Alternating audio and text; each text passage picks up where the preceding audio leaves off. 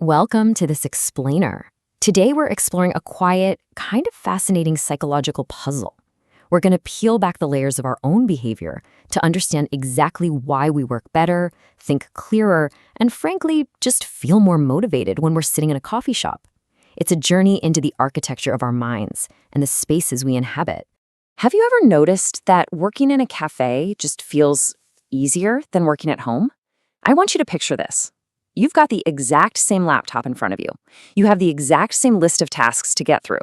You are the exact same person. And yet, when you're sitting at your house, those tasks feel like climbing a mountain. But the second you sit down inside a cafe, maybe there's some rain hitting the windows, you see the steam rising off a cup of coffee, you hear the soft sound of typing around you, suddenly your brain just clicks into gear. You're more focused, you're more creative, and you're motivated. So why does that actually happen? To figure this out, we'll explore 5 key areas today. 1. The coffee shop effect. 2. The psychology of focus. 3. Design for productivity. 4. The emotional escape. And 5. Our modern sanctuaries. All right, let's dive right into section 1, the coffee shop effect. You know, there's this really common misconception that cafes are simply too distracting for real work. After all, there's noise, people talking, music playing, cups clinking.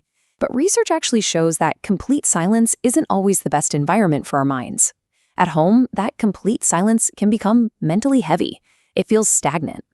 On the flip side, moderate background noise, like the ambient hum of a cafe, provides just enough stimulation to keep your brain alert without crossing the line into total chaos. It actually improves our creative thinking. Psychologists actually have a specific name for this sweet spot. They call it the coffee shop effect. It's this brilliant psychological phenomenon where that moderate background stimulation keeps your brain active without it becoming overwhelmed. Your mind just starts humming along, perfectly matching the energy of the room. Now, we have to contrast that with our homes. Why does the home feel so incredibly heavy and distracting? Well, it's all about subconscious associations. When you look around your house, your brain doesn't just see a desk. It sees the place where you sleep. It sees the couch where you scroll on your phone. It feels the residual stress of daily life. And it definitely sees those unfinished chores staring right back at you. Your brain fundamentally stops seeing the home as a dedicated place of focus. But a cafe creates what psychologists call a temporary productivity identity. The very moment you cross that threshold and walk inside with your laptop in hand, your brain quietly switches roles. You are no longer the person who's just relaxing at home. You instantly become someone who is working towards something. It's a really remarkable subconscious shift that dramatically drops your mental resistance toward actually doing the work. So the physical space changes our identity. But that brings us to a super interesting question. Why do thousands of people willingly spend their hard-earned money just to go sit and work around complete strangers? What is it about the strangers themselves? That leads us perfectly into section 2, the psychology of focus. Because beyond the ambient noise and the change of scenery, being surrounded by other people fundamentally alters our mindset.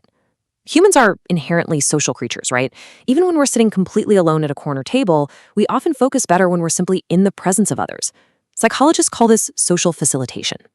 It's the unconscious tendency for our brains to just mirror the productive energy and the busy behavior of the people around us. If you look up and see someone silently, intently reading a book or aggressively typing out an essay, your brain unconsciously mirrors that energy, triggering your own desire to be productive. It creates a silent atmosphere of collective productivity. Just think about that phrase for a second.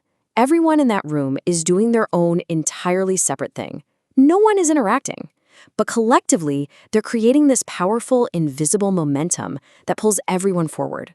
Let's look at how this is built in section 3, designed for productivity.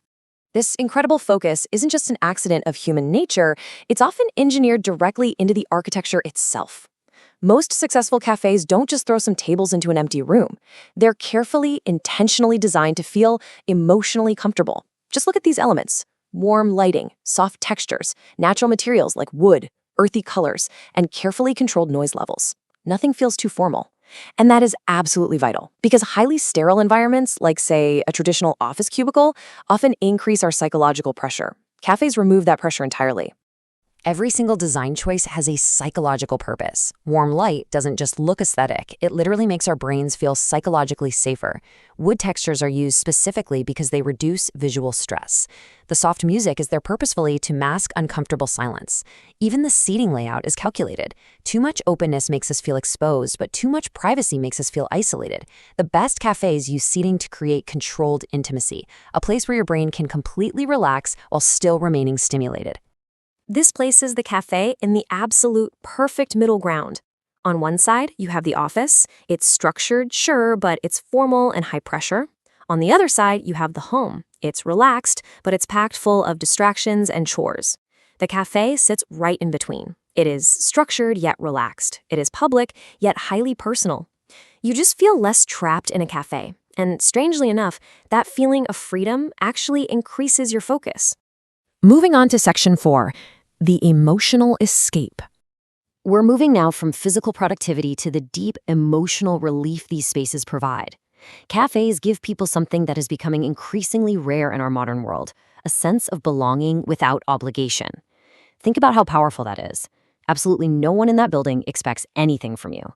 You can buy a coffee, stay for hours, think quietly, work silently, and completely disappear into your own world, all while still feeling tethered to humanity.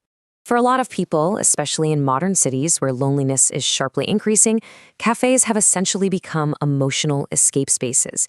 They offer the profound feeling of being alone without feeling isolated. It's really no wonder so many writers, designers, students, and creatives are drawn to these spaces. They aren't just going there for the productivity. They're going there for the comfort. Which brings us to our final stop, Section 5, our modern sanctuaries. When the brain feels safe, focused, and socially connected, productivity just naturally becomes easier. Cafes manage to strike the perfect balance. They're the small spaces between home and work. They're the middle ground between crushing loneliness and overwhelming crowds. They are the buffer zone between external pressure and internal peace. In a modern world that is absolutely overflowing with digital and physical distractions, finding a physical space that offers this specific, carefully aligned balance has become incredibly valuable to us. And it leaves us with this incredible, somewhat beautiful realization. Maybe cafes were never really about the coffee at all. Maybe, over time, they simply became our modern sanctuaries, places we retreat to when we need to find ourselves, our focus, and a quiet connection to the world around us. So, I'll leave you with this question. The next time you grab your laptop, step into a coffee shop, and suddenly feel that strange wave of productivity wash over you, will you notice the subtle psychology at play? Because it's not random. You are experiencing an environment perfectly tuned to human nature. Thank you for joining me for this explainer, and I really hope this changes how you view your next